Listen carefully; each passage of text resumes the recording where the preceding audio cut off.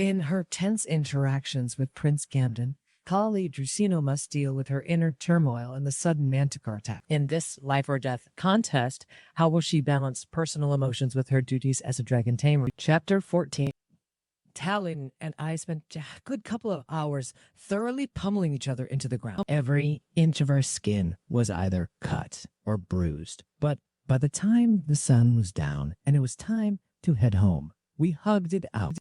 He no longer hated me, seeing that I was going through my own shit, and I felt better about falling for someone way out of my league. Elsa landed gently in our backyard and lowered herself so I could slide off her with ease.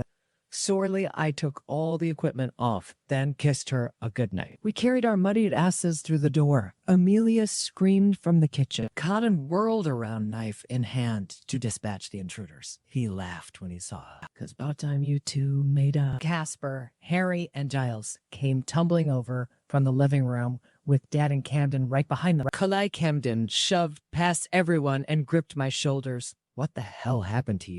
Up close, I noticed he still had the split lip I'd given him earlier.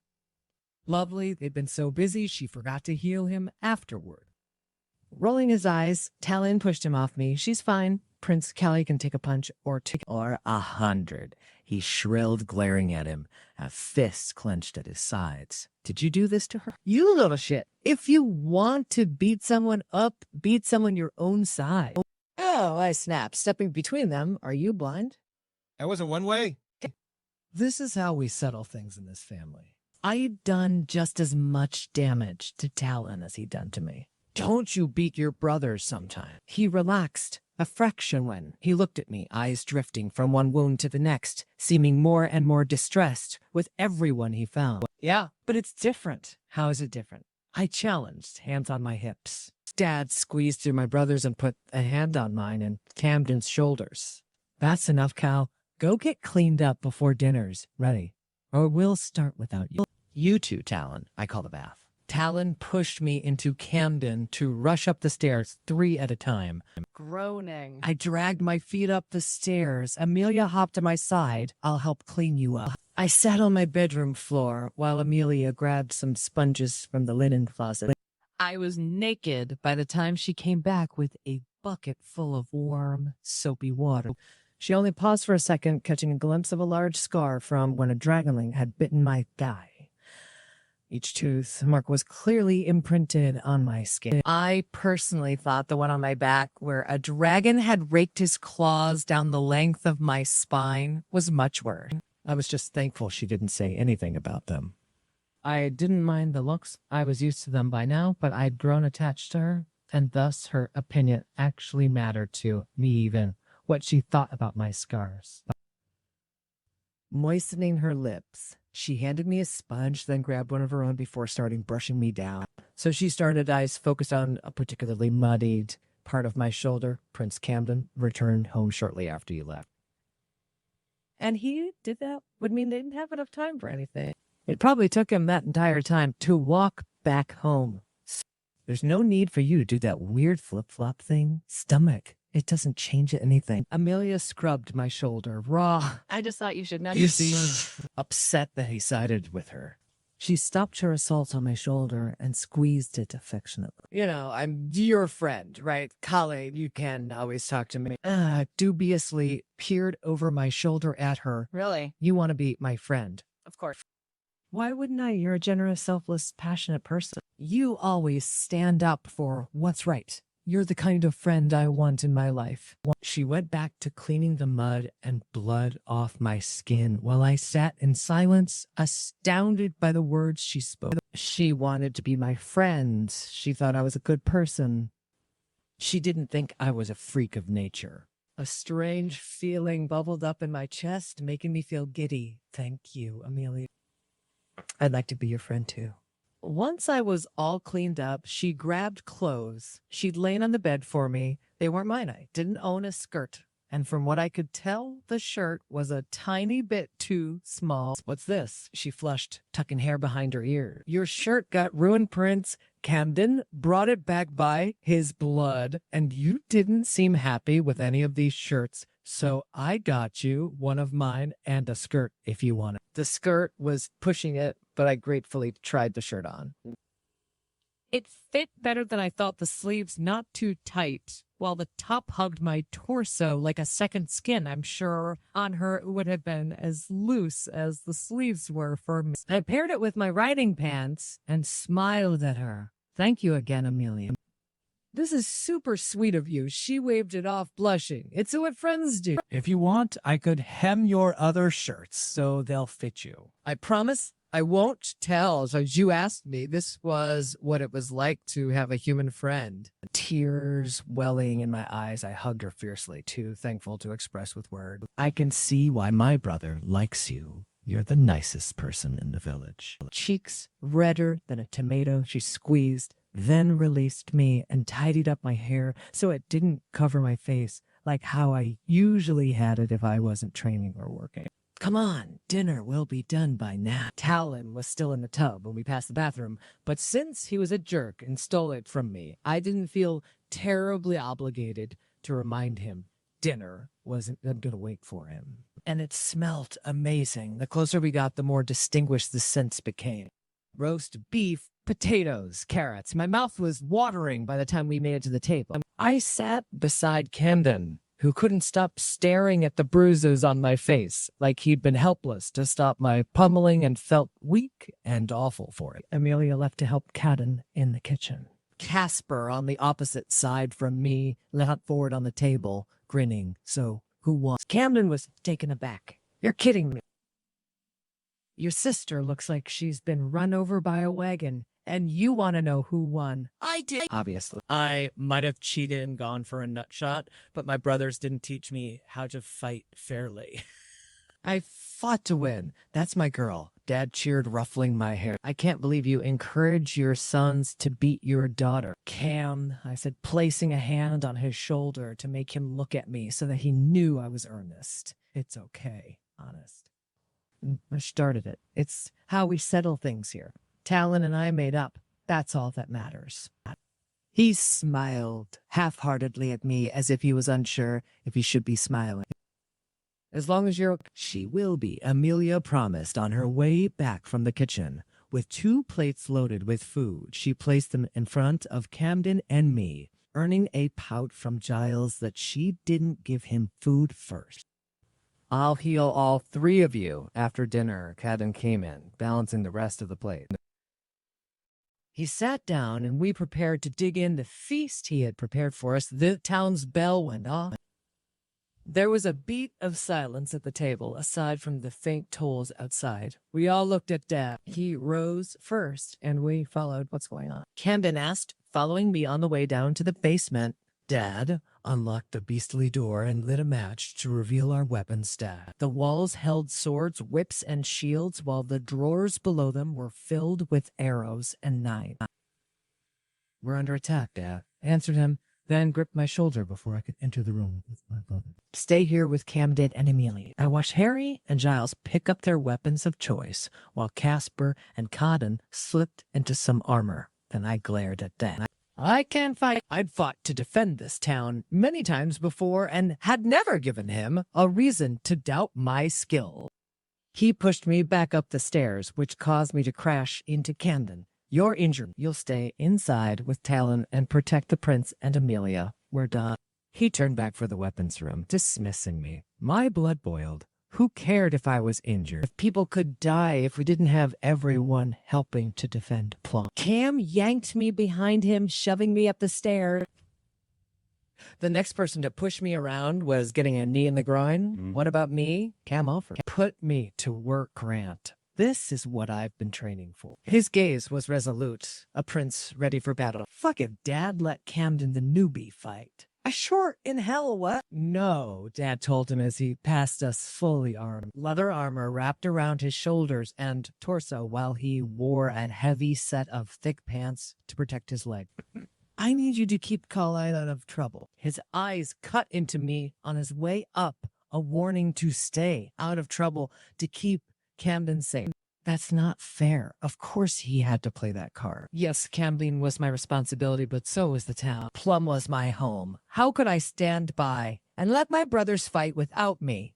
Dad marched out the door, each one of my brothers following stoically behind him. Not one of them forgot to ruffle my hair on their way out. They meant it to be affectionate, but it only felt like they were salting the wound. Giles stopped to give Emilia a hot kiss before leaving. Grumbling, I ran up the stairs to get Talon out of the tub. He squealed and swore at me when I burst through the door and tossed him a towel. What the fuck bells are going on? That was all he needed to jump out and snatch the towel from me. What is it this time? I don't know, but Dad wants us to stay here. We're too injured. He froze in the middle of grabbing his pants to scowl at me. But fuck that. Right, let's go. Hold up. Camden materialized in front of the door, arms crossed with a very princely glare. It was the kind of look I'm sure his subjects did everything they could to avoid. So menacing and commanding. Too bad for him I wasn't his subject. Your father ordered you to stay behind. Our people are under attack. Orders be damned. I stepped forward with a challenge in my eye. You can move out of our way, or you can come with us. This was it. The moment I found out what Camden was made of, he held his ground, sharpening his glare on me, as bold as any stubborn male dragon. You don't even know what the threat is. Let's gather some information before running into danger head first. It took a moment to process. He was going to help us. I'd expected him to dig his heels in real deep and do everything he could to stop us. Talon slipped a shirt over his head and narrowed his eyes suspiciously on it. You picked the right side, Prince. So what's the plan? Camden relaxed and offered me a small smile first. Find out what we're up against. Right on cue, a roar reverberated through the house. Seconds later, Emilia ran up the stairs, frantically. She tossed her pale blonde hair out of her face, which had flown all over the place in her panic. Guys, there's a manticore outside. Talon and I swore on the same beat things have changed. They hadn't attacked our village in over a year, but there were only two things they came here for: Dragon Vein and Dragon Lane. The side of the house shook. A guttural growl followed. Amelia jumped to my side, gripping my arm with trembling hand. We rushed to the window at the end of the hallway. Down below, we had a clear view of a manticore trying to break into our stables where we stashed our dragon vein. Its venomous scorpion tail stabbed at the wooden walls, protecting the stone, while its massive lion claws pawed at the remains to clear its path. The dragon wings beat the air wildly in frustration as it struggled to get inside to claim the stone it so badly desired. Dragons weren't the only creatures that used dragon vein to breathe fire. It was thought that since they were also part dragon, they also needed it to fulfill their dietary needs. Dragon vein gave them nutrients no other could give them. Typically, manticores attacked our mines and dug out the vein themselves to complete their diet. Not tonight. Shit. Talon, as aware of the gravity of the situation as I was bolted for the armory downstairs, I chased after him, ignoring Camden's call to make a plan first. He caught my wrist before I hit the stairs to the basement. His frustration glowed in his eye. Kalele, just stop and think for a minute. I understood that his training taught him to stand back and assess the situation before jumping into anything. But tonight was the night he learned that there wasn't always time to take a minute. There's no time to make a plan. I tore my wrist free of his grasp. If that manticore eats the bag of dragon vein in there, it can burn the entire village down. We have to stop it. Talon came up the stairs and tossed me a barbed whip, a short sword, and a bag of pegs. He eyed Camden up and down sharply, a broadsword in one hand and a saber in the other. Are you with us? Camden held my gaze, mouth set in a stubborn line. A turmoil danced in his eyes, waste time making a game plan, or trust that his instincts would be enough to keep him alive out there. He blew out an agitated breath and shoved a handful of hair out of his face. Fuck it. Hand me that broadsword. It's time you see an acre in action. That was the right answer. Relief flooded through me. I really didn't want to fight him, but I would have if he tried to stop me from doing my job. I turned to Amelia, gripping her shoulders, and prayed to gods she would listen to me. No matter what, stay in the house. You'll be the safest in the armor. This wasn't our first rodeo. Our house, among many of my other villagers' homes, have been burned down and rebuilt since the creation of Plum. Our basements were reinforced to withstand the hottest fire. Even if we failed to stop the manticore from consuming the dragon vein, Amelia would be safe. She peered outside nervously, then back to me. Is there anything I can do to help? I admired that she wanted to do her part, but she didn't have the skills to help us this time. Her time to help would come later, once we took care of the threat.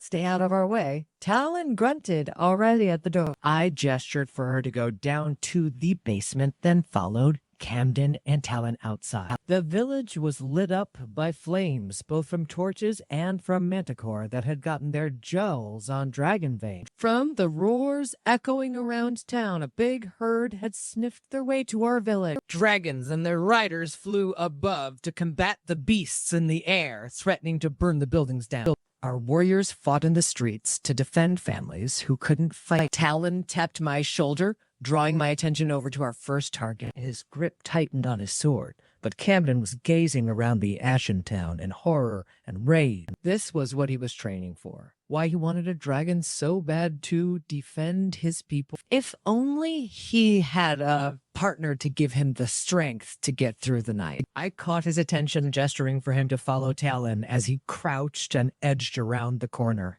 Now wasn't the time to be stuck in his head. I needed him to focus. He seemed to read it in my gaze and nodded to me firmly, eyes stealing over into ones of a fierce prince who had sworn to protect his people. It was all I needed to feel confident in him.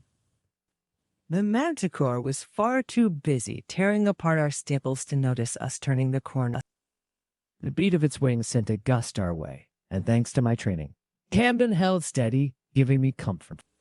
Out of all the creatures he'd told me he'd slain, a manticore hadn't been one of them. I was worried his unfamiliarity would put him at a disadvantage against the beast's weapon. The most important thing is to avoid its tail, I whispered to him. If the strike doesn't kill you, the poison in the stinger will. I'll take care of it. If you guys grab the dragon vein. Talon nodded in agreement, motioning for Camden to take the right side while he went left. I waited for them to be in position, then swung my whip for the tip of the tail. The barbs dug deep at the base of the tail. The manticore turned to snap at me, but Talon swiped at its leg, distracting it. On impulse, it tried to strike its tail for him.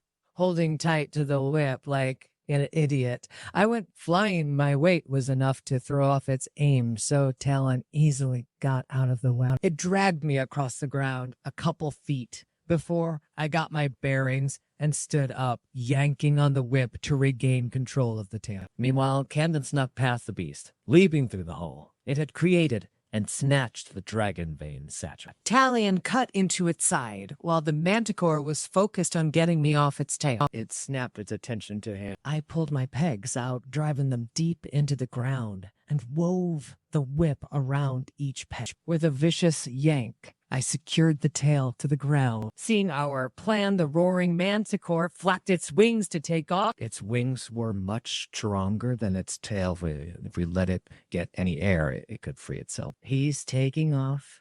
There wasn't anything more I could do with its tail, so I joined my brother, cutting the tendons in its hind legs. The manticore cried as it collapsed onto its rear. Camden swept in the front and sliced into the belly, narrowly dodging the guts that spilled out. With one final whimper, the manticore fell still. Everyone. Okay, Talon asked as he stepped over the pinned tail to me. Grimacing, Camden tiptoed around the body and guts to my other side. Just peaches. A shadow flew over us. What now? Camden groaned. Elisur landed in the backyard and called for me. Her eyes landed on the manticore body and her scales bristled. I rushed to her side, soothing her scales down. It's dead. Ellie broke out. A high-pitched, blood-curdling bellow rented the air. Elisur bowed down at the sound. My heart lurched There was only one creature that could make such a heartbreaking sound. A dragonling died. Everyone was so busy defending their homes, no one was protecting the dragonling pen. We kept them there to keep them safe from predators until they were old enough to defend themselves. Let's go. Elzora jumped onto her back, resting my feet on her wing joints. Wait. Cam hurried to our side. Where are you going? We should stay together. He was right, of course. I couldn't take down a manticore by myself. But the only thing on my mind were the dragons I trained since they hatched being torn apart by the vicious jowls of a manticore. They needed me. Their mothers entrusted them into my care. Nothing in this world could stop me. I have to help the dragonlings. I took the bag of dragon vein from him. Stay with Talala. It was the safest place for him to be at the moment. Not caring much for his consent, I double-tapped Illusor's sides with my heel. With a powerful thrust of her wings, we were airborne. From above, we had a better view of the attack. There were 15 in the manticore herd altogether. Thankfully, our warriors had taken down more than half, but the ones that still roamed the streets left chaos in their wake, strewing the streets with bodies and rubble. Some had broken into people's stables where they stashed their dragon vein, like we did, and spread their fire wherever they deemed fitting. If they weren't tended to quickly, they could take out the entire town. However, I couldn't worry about the fires right now. A manticore had broken into the dragonling pen. It was a massive bird cage designed to keep the dragonlings from wandering around town, but at the moment, it had caged them in so they couldn't escape the manticore cornering them. It had already killed Oscar. His front leg had been completely torn off, chest wide open, and inviting the manticore to feast. My blood boiled.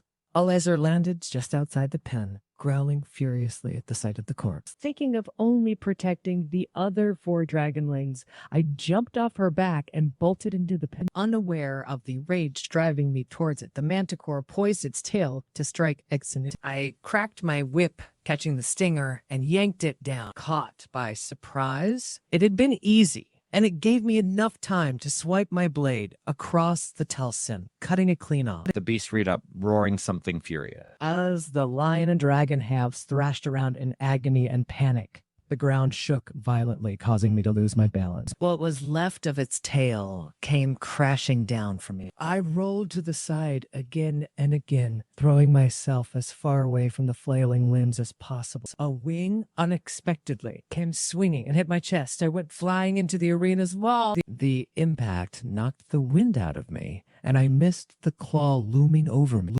It shoved me down on the ground, pinning my front in the dirt. It leaned more of its weight on me, crushing me. Ignoring the splintering pain running up my side, I groped for my sword and slashed at the paw. The angle was too awkward. The manticore barely felt it and continued to press down on me. Its teeth came uncomfortably close, hot breath spilling over my shoulder. Fuck damn it. Why wasn't I stronger? My brothers wouldn't have let a manticore best them like this. Suddenly, the weight came off.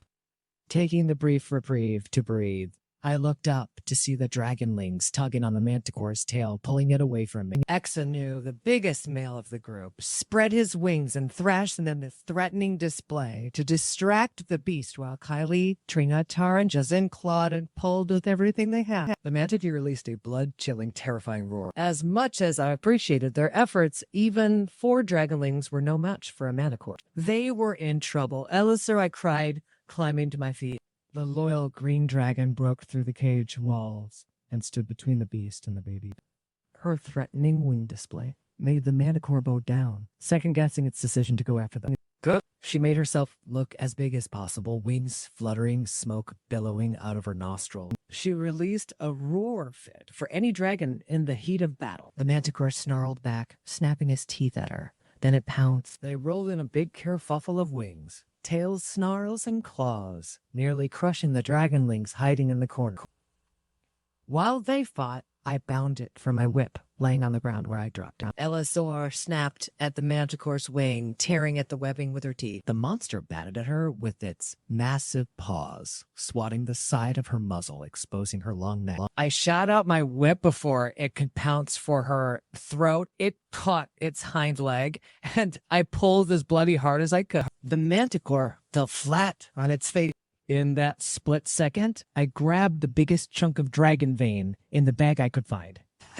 Burn that fucker to ash. I threw the dragon vein for her. She tore away from the manticore eyes, locking onto the hunk of ore instantly.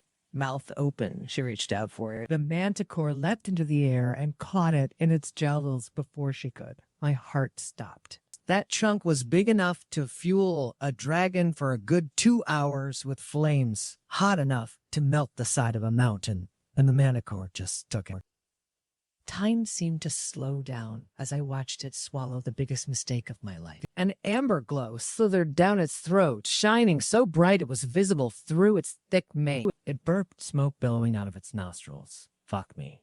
All the dragons stuck in the cage would be unaffected by fire, but I was stuck in a wooden cage with skin very sensitive to burn. Even if it didn't directly breathe fire at me, if the cage caught fire and collapsed on me, I was dead. Feeling an awful sense of dread gnaw at me, I backed away from the digesting manticore. I shouldn't have. It caught my movements in the corner of its eye and snapped its head to me, baring its sharp teeth. Elester barked at it, ramming her horns into its side. The manticore cried out, caught off guard. She whipped it with her tail, hurting it away from me so I had a chance to escape. I hated the thought of leaving her and the dragonlings alone in the arena with the manticore, but she was right. I had to leave. I was in over my head.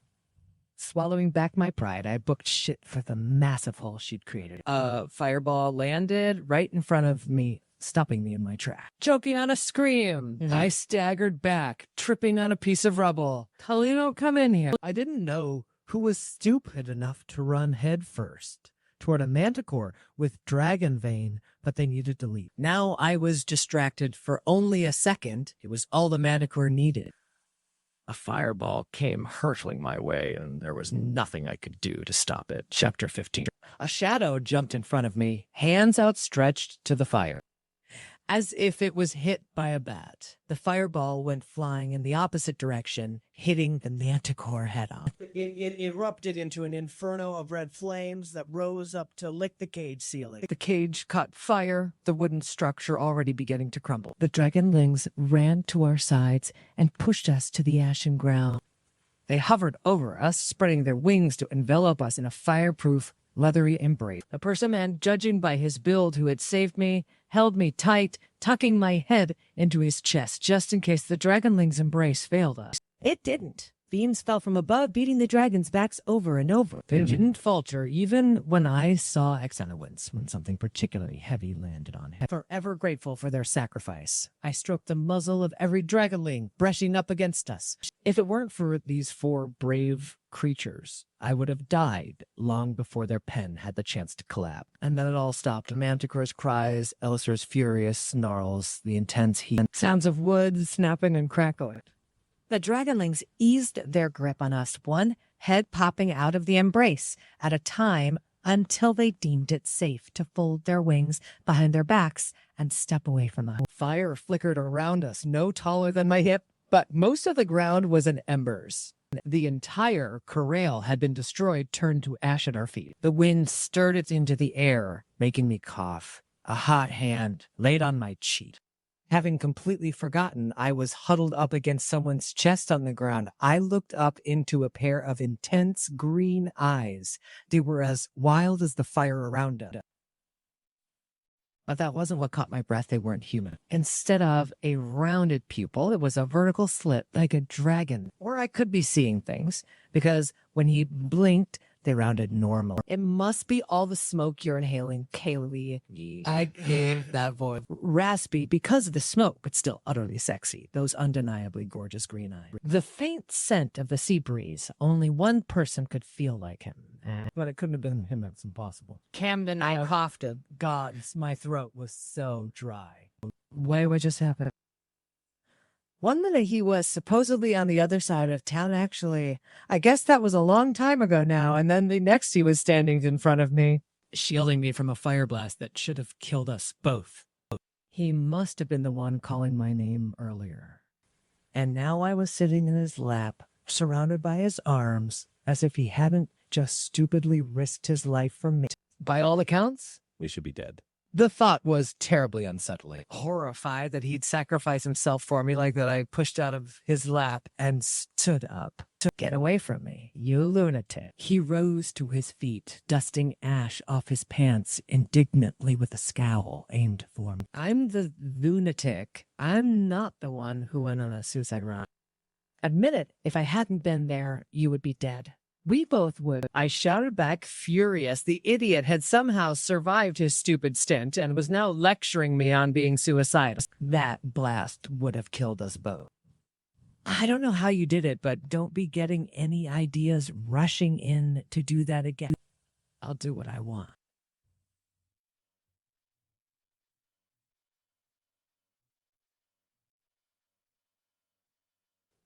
Despite how stupid he was after almost dying, it was nice to be near someone to remind myself that I was actually alive, that this wasn't a dream. Just be grateful I saved your life. No, you're not supposed to go around throwing yourself in front of fireballs, not to save me. Yeah. Gods, it would have been such a waste if he died saving me. You're supposed to do great things, save entire villages, protect important people. Not save nobodies like me. But it was more than that. I didn't want him dying, period. The thought shook my core. It terrified me like hell. I was going to let him know that people weren't supposed to have this effect on me. That's right. Was reserved solely for my family. I'll save who the fuck I want. Kalai, he snapped, sticking his chin up defiantly. It's what I've been training for. I'm prepared to die for another person, whomever they may be. But you're right. I should have died. He gazed at his hands in silent wonder. My brothers are impervious to fire, but only after they were bound. Oh, not that. I don't understand his anger at me deflated, replaced by his confusion. How are we alive right now, Kalai? On the off chance, his hands held all the answers. I studied them with him, holding them in mind and inspecting his palm. Aside from the soot and ash, there wasn't anything on them. No wounds, no burns, no evidence he had swatted a fireball away from him. A supposedly impossible feat. Are you sure you're not bound? I asked him curiously. My brothers had said it felt different for every partnership. As doubtful as I was that he could miss his soul binding to another being's, it was possible. He shook his head in frustration, pulling his hands away. Yes, all of your dragons despise me. They don't despise you. As I said, little Exanu came to our side and rubbed himself against us. The 6-foot-long dragonling was too small to push us over, even when he put all his weight into it. Smiling, I stroked the length of his blue neck. Once I'd given him a satisfactory amount of scratches, he moved on to Camden, curling his tail around his feet in a possessive gesture. See, I think Exanu has adopted you as his human. His features softened as the dragon thanked him for saving my life. He scratched under his chin after watching me do it at least 1,000 times. As the dragon purred, he knelt down in front of him and cupped his scaly face, gazing straight into his eye. His smile only lasted a moment, then a frown took over, and Camden dropped his hand. No, I'm definitely not bound whether they hate me or not. I opened my mouth to quiz him further on this phenomenon, but a couple of dragons flew low above us, chasing the last of the manticore. The wind knocked us to the ground. I cried out, landing on my side where the manticore had hit me with its wing. Hello. Camden helped me to my feet, arm wrapped around my waist. Let's get out of here. Your dad's gonna kill us if he finds out we're not home. True. I've been beaten up today. Let's not add to Dad's beratement to the list. Illustrator rounded up the dragonlings and followed us through the street. The manticore had done a good job in wrecking the front of storefronts anyway, so I didn't see the harm in letting the dragons walk through the streets with us. The dragons from the nest had come at some point while I was fighting in the dragonling pen and had helped our warriors clean up the rest of the manticore. A few of them plucked the bodies off the streets to clear paths and people's yards. Seeing that the threat was gone, everyone left their homes and began the long process of tidying the village, putting out fires, and healing the wounded. We caught Amelia leaving the house with Giles escorting her to the healing hut. He paused, mouth open, when he saw me. He had soot staining his face, his nearly black hair sprinkled with ash. I was pleased to see a few holes in his shirt and pants, but no injuries. The surprise in his face quickly went somber, and he squeezed my shoulder. Tread carefully in there, Keo. I didn't know what he meant until I heard the raised voices inside the house. I hadn't heard them over the dragon lengths behind us, but now all I could hear was Dad yelling, presumably at Talon. A heavy sigh escaped my lip. Giles patted my shoulder in sympathy, then hurried Amelia down the street. I looked back to Elisa and the dragonlings crowding around her. Trinitar pulled on her tail, Kilag climbed up her back, and little Azinu hung around her legs, tail curling around one of her legs. Will you be all right with them? For a bit. The dragon nodded, wincing as Jizin yanked on her wing. She barred her teeth at him, and the young dragon jumped and bowed his head. Camden followed me into the house. Stepping over the warm threshold should have been pleasant, as it brushed the chill of the night off my shoulders, but I was so sweaty from fighting and thoroughly toasted by the fire that it didn't bring me any comfort. Oh. In fact, I would rather be outside with Elisur and the dragonlings than be inside the hot house with the furious man filling the living room with his shadow. You left your sister behind? Dad shouted at Talon. She's alone with a herd of manticore tearing up the town. Talon was sitting in the armchair while Harry Cotton and Casper were in the middle of putting their gear back on when we walked through the door. Dad's back was to us as he loomed over my youngest brother. His shoulders were heaving as they did when he was angry with us.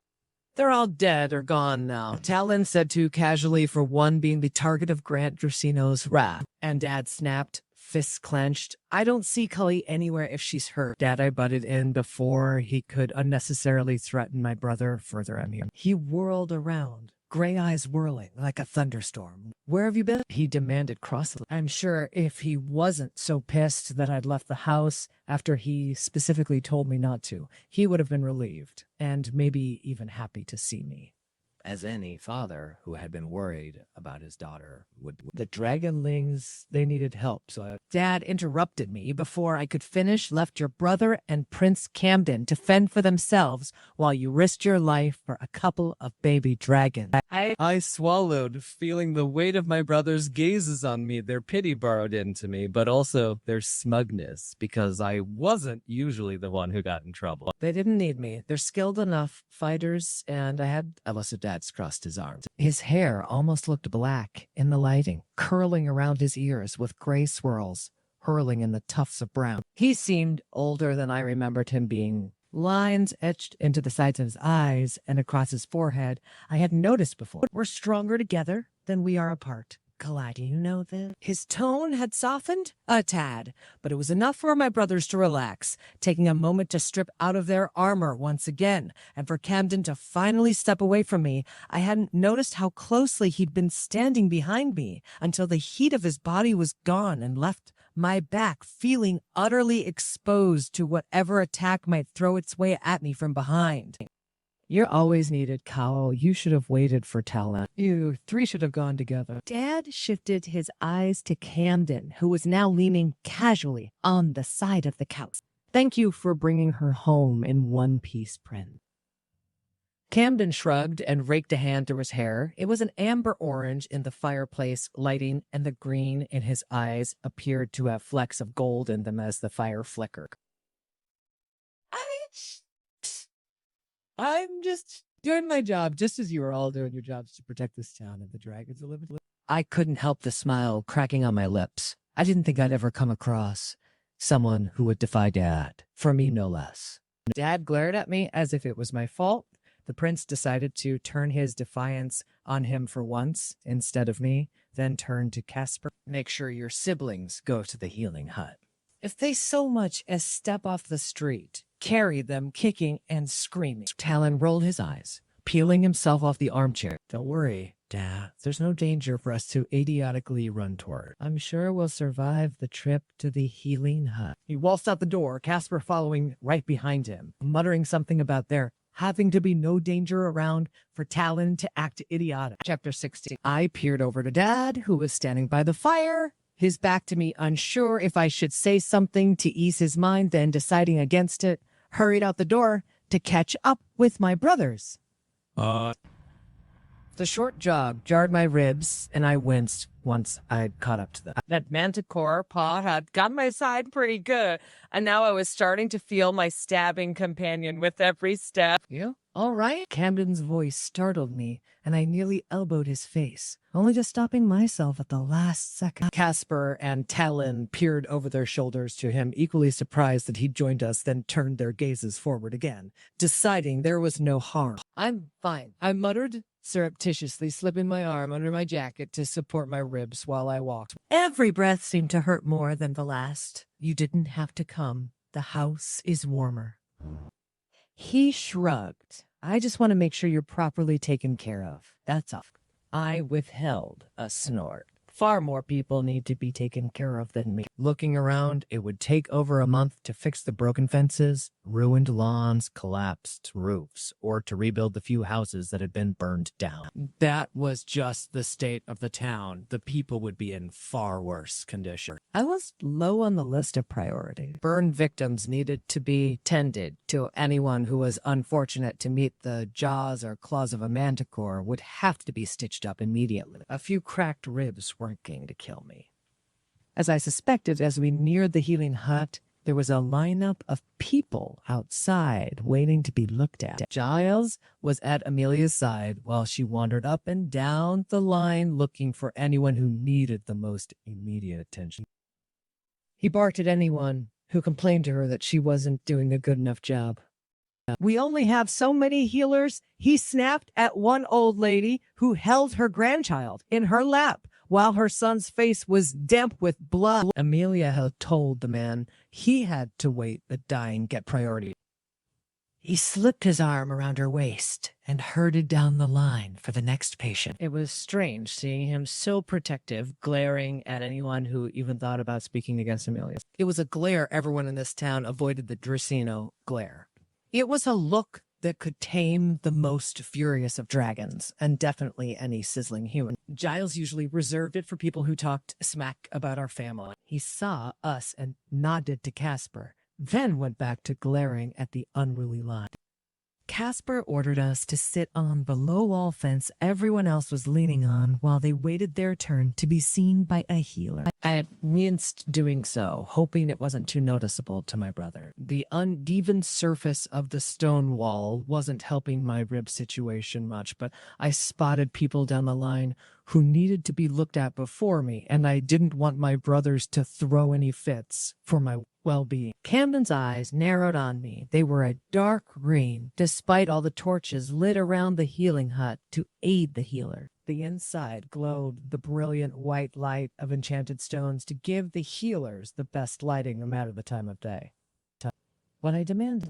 He kept looking at me like he was expecting me to keel over at any minute, and only he was fast enough to catch me.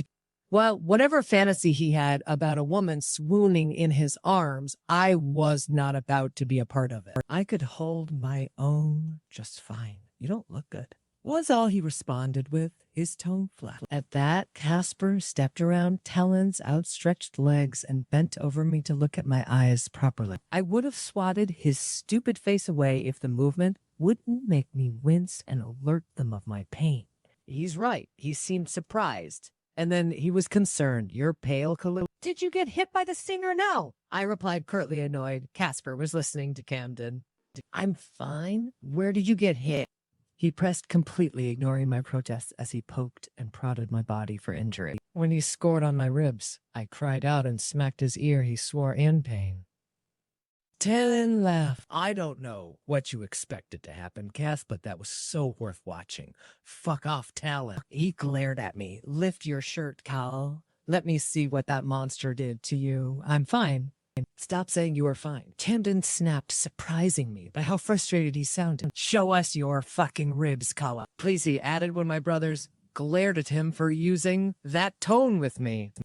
We just want to make sure you're all right. Grumbling because I really didn't want to do this, but also didn't want to wrestle with my brothers, I shocked out of my jacket and pulled the hem of my shirt up halfway. Camden sucked in a breath, apparently not needing to see the damage done. Without a light unlike my brother's Casper, went to grab a torchlight. When he returned, the flames illuminated the dark purple, almost black bruises splattered over my right side. Oh yeah, that looked pretty bad. She needs a healer? Camden said, then craned his neck over the crowd for Amelia and Giles. Casper put a hand on his shoulder. Stay with them. I'll grab someone. He left with the torchlight and the warmth that came with it. Shuddering from the cold, I pulled my shirt down and painfully slipped into my jacket. Every shiver sent a jab up my side, and it took everything I had not to whimper. Camden scraped out of his jacket and hung it delicately on my shoulder. It surprised me by how warm it was. It was like he'd left it hanging by a raging fire all night. It ceased my shivers instantly, allowing for me to relax on the wall pain-free. I shut my eyes and took slow, deep breaths. Hey, babe. Despite having been here for so long, the jacket still smelt like the salty air of a stairwell. The scent alone almost took the pain away. What I would give to go back and fly under the moon and over the calm waves of the Histor Ocean. You're an idiot, telltale and begrudged. You should have told us how bad it was. My moment of peace ruined. I glared at him. It's just a little bruise. No biggie. You can barely breathe, Camden snapped. That's not something to ignore. You could die. You what? I didn't want to smell the Histor Ocean anymore. I threw his jacket at him. Stop treating me like a child, both of you. I don't need anyone to baby me. Kellen's hurt too, but I don't see anyone making a big deal out of it. I sucked an angry breath and was rewarded with a stab into my side. I winced and held my ribs in the hopes of steadying them. I didn't get hit by a manticore. You moron, Talon shouted. If I had, you'd be damn sure I'd get the same treatment. So just shut up, sit still, and stop acting like a brat. Camden, give her the jacket back. As commanded, he draped the jacket over my shoulders again and gently chucked my chin. We're doing this because we care about you, Kalai. Let me look after you. All right. I averted my gaze because his tone had been so earnest and tender. I feared if I looked into his eyes, my heart might jump to conclusion. I merely nodded and kept my mouth shut. Casper came back with Amelia and Giles. Her blonde hair was tossed up into a bun, strands matted down with blood not her own in dirt. Her skirt and apron were completely ruined by blood and various colored pastes from the poultices they made. She inspected my ribs and came to the same conclusion as everyone else. I needed help. She pulled me to my feet but stopped Casper and Talon from following. I'm sorry, she said, seemingly like she truly meant it. Only necessary people in the hut right now. Talon isn't injured enough to come inside. Not even Giles is allowed to follow me inside. I patted Casper's chest. It's okay, Cass'll be all right. Stay out here with Talon. He was hesitant, but he honestly couldn't do anything about it, so I followed Giles and Amelia without another word. I received a couple of nasty looks from people as we went down the line, angry that I'd cut in front of them. Giles stopped at the door and glared behind me. I didn't know why until I peered back and saw Camden right behind me, about to step into the building. What are you doing? I demanded of him. You can't come in. He chewed on his bottom lip, eyes narrowing in on me. He looked like he wanted to argue and use his princely powers to barge past my brother for the door. And then he seemed to think better of it and sighed. I want to make sure my jacket doesn't get ruined here. I handed him the jacket roughly. Wait out here with Giles. My brother winked and blew a kiss at him. After slipping into his jacket, Camden crossed his arms and leant on the door frame. If you need anything, just give me a shout. I didn't tell him I couldn't shout even if I wanted to, unless Amelia lead me inside.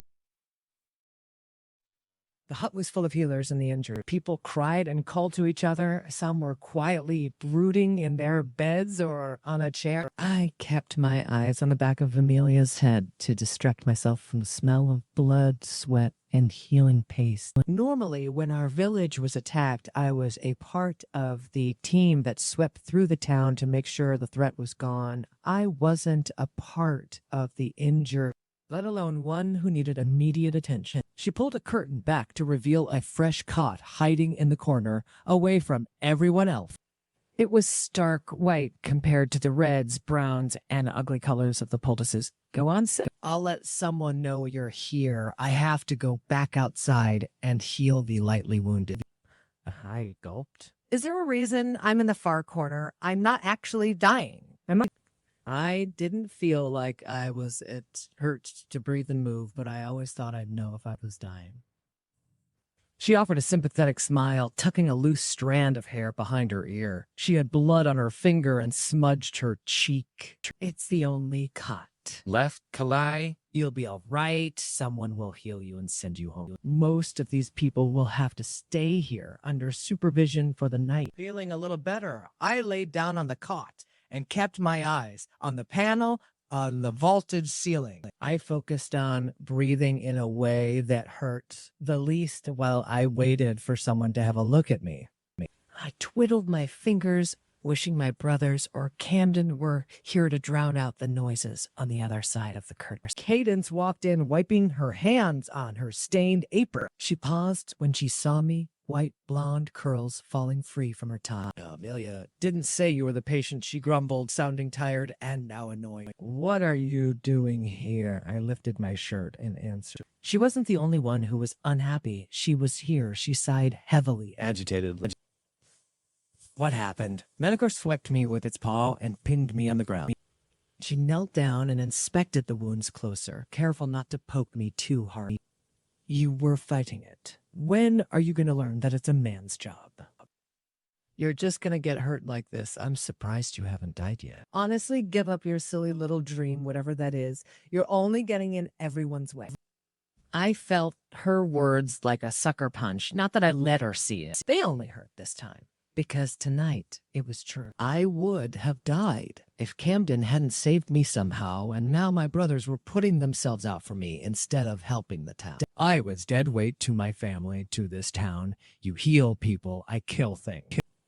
Let's just both do our jobs and move on. All right. She rolled her eyes, whatever. I'll be back in a few minutes. There are a lot of ingredients I have to get for your ointment. Couldn't she just put any old poultice on the wound? I just wanted to get this out of the way. People were waiting for me, and I felt guilty enough as it was.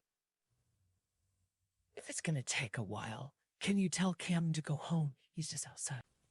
She paused in the middle of pulling the curtain aside and peered back at me. The prince is here. Before I could snugly repeat, he was outside, she was gone. I groaned, holding my ribs. Great. She probably went out there to talk to him instead of grabbing the stuff she needed to heal me. I'm going to be here forever.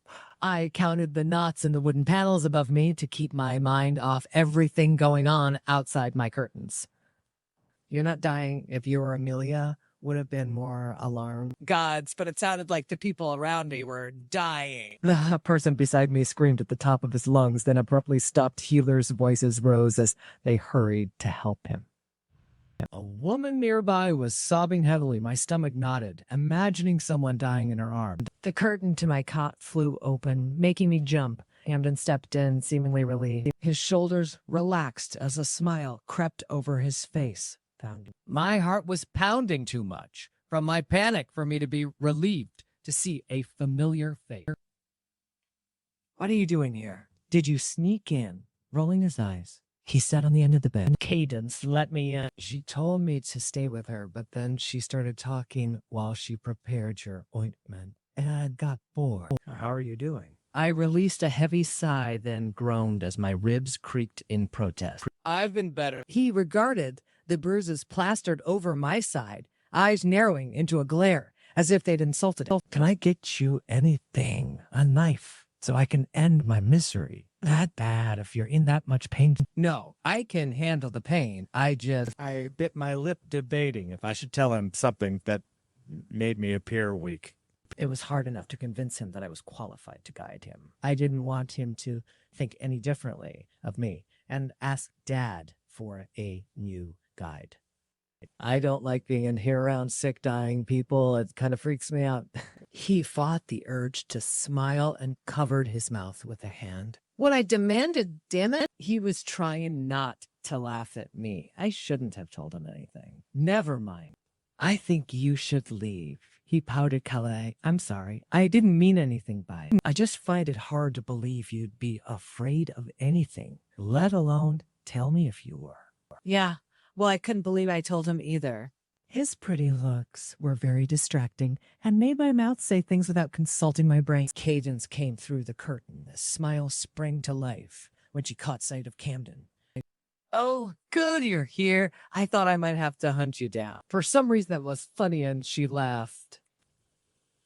So, how have you been, Prince? I haven't seen you in a while. I cleared my throat to remind her that she had a patient and I wasn't going to get any better if she didn't start using whatever was in that bowl to fix me. She gave me a... Look, What? I'll heal you in a second. Maybe next time you'll think twice about fighting the monster. You can heal her and talk to me at the same time, can't you? He offered charmingly. Where was the knife? I asked for. After a moment's thought, she shrugged and laid the flat bandages on bed beside me, then began lathering the oily leafy ointment into the god. She whispered a spell that made it glow a yellowish tin. While they talked, she made me sit up and wrapped the moist gauze around me. She got Camden to tell her how his training was going. What a regular day would look like for him here if he had any spare time in the evenings to have dinner with her. He laughed with her while I held back a gag. Could they flirt some other time, like when I wasn't around? Sensing my disgust, Cadence yanked the gauze tight. I gasped from the shooting pain up my side. Here she handed me a small brown vial. What is it? I breathed, cautious of its content. It'll help with the pain and heal you from the inside. It's not as effective as the wart root in your bandages, but You shouldn't be too sore tomorrow. no sparring for a few days. She peered over at Camden and said something, but I was too busy sniffing the concoction she made me. It had a strong minty scent to it, so sharp it cut through my nose. I sneezed a couple of times then, threw the drink back before I could talk myself out of it. It tasted as strong as it smelled. I choked on it. And groaned, feeling the jab in my rib. The pain quickly subsided and the world began to spin. I automatically reached for Camden's arm, hoping it would make the world stand still. He caught my shoulder. Calais, I'm dizzy. Oh yeah, that's a side effect. Cadence eventually supplied. You'll also have weak knees, be a little drowsy, and maybe have numb feet. You're kidding. Why did you give this to me? Yes. The side effects did not seem worth the results, despite how little pain I was in right now. She shrugged. You seemed like you were in pain. She'll be here all night. Prince, you can stay here in the meantime, but do mind walking me home later? I shook my head, squeezing Camden's arm. I want to go home. Someone else needs this bed. Also, I could not sleep here, not with all the noise going on, people dying, awful smells floating in the air. I'll take you home. Calais, Camden offered. He looked to Caden. Is there anything else you need to do for Kalali? She shot a glare at me, then crossed her arm. No, she's free to go. Will you be by later? He glanced at me, then nodded to her. I'll come by to walk you home. Come on, Kala. He easily slipped off the bed, while I had to squeeze my eyes shut first to slow down the spinning. Once it was slow enough, I pulled my shirt over my head, then got to my feet. My knees gave out. Camden was quick and hooked his arm around my waist. Weak knees, Cadence reminded us when Camden looked to her with concern. She pulled the curtain aside for us while Camden basically dragged me through the hut. Giles made a noise of protest when he saw me, Kala. I put some weight on my foot, concentrating and keeping my knees straight. After staring at him for a few seconds, he became less blurry. I'm okay, Giles. They're sending me home so someone else can have the bed. He switched looks between Camden and I Blue Eyes sharp with concern. His hair was coming loose from his tie. The usually curly strands were glued to the side of his face from all the sweat he'd worked up to keep Amelia safe from rowdy people. She was just a few people down the line cleaning a wound on a child's arm. Is that true? He asked the prince. Yes, I wouldn't have let her leave if Cadence hadn't said she was okay. Giles relented with a faint smile. He ruffled the top of my head. I'll let Casper and Talon know. Take care of yourself, Calais. I'll see you tomorrow. I'm spending the night with Amelia. He winked at me. If I had any energy, I would have grown. My brothers were always too eager to tell me when they were going to get laid. Meanwhile, I puttered around the house, hating how scary my family was. It made it incredibly difficult for me to get laid. Camden's arm tightened around me, signaling me to keep moving. I took 2 steps before my knees buckled. Camden swept one arm under my knees and the other under my shoulders, pulling me up against his chest. I can walk, I protested, never having been so embarrassed. Helpless people were carried this way. I was not helpless, barely. Camden retorted. Stop squirming. You're only going to get more dizzy if you struggle. Now that he mentioned it, I noticed I couldn't keep my eyes focused on a house without feeling like I was falling, let alone look at his face and only see one hand. And that was when he was walking. I couldn't imagine walking in a straight line and stopping my knees from buckling. Fine, but at least walk slower. We're going to fall over and die at the pace you're going. He looked down at me. We'd passed the line of people, so it was just us and the silence of the streets under a torch. The wind was much colder tonight than other nights from the rain earlier, and I shivered, glad that it didn't hurt this time. His eyes lit up with gold and different shades of green under the orange light, but that wasn't why I was staring at them. His pupils weren't rounded. They were vertical slits like a dragon. He frowned at me the longer I stared. What? I'm not even moving, Kali, and I promise I won't drop you, despite what you may think. I shook my head, regretting it, as the whole world seemed to tip over. I gripped his shoulders to ground myself. Know your eyes. You look like a dragon. His face screwed up in confusion. You're seeing things, Kali. Just relax. All right. We're halfway there. Rest your head on my shoulder. You don't have to hold me so tight. I got you. You'll get home in one piece, I promise. I did, as he suggested, pressing my cheek against the rough dragon scale jacket and let my arm sit in my lap. He walked gently enough that the vertigo didn't affect me as much. The sway of his gait was actually quite soothing. I could see why girls always pretended to swoon near handsome men. There was just something about being held in a pair of strong arms, completely giving myself to him, that I found oddly reassuring. I felt utterly safe in his presence. I could let down the walls I built over the years, knowing it'd be okay. Gods, this better be the drugs talking. The video is about to end, but the adventure has just begun. Don't go away. Subscribe to our channel, and next time we'll fly even higher.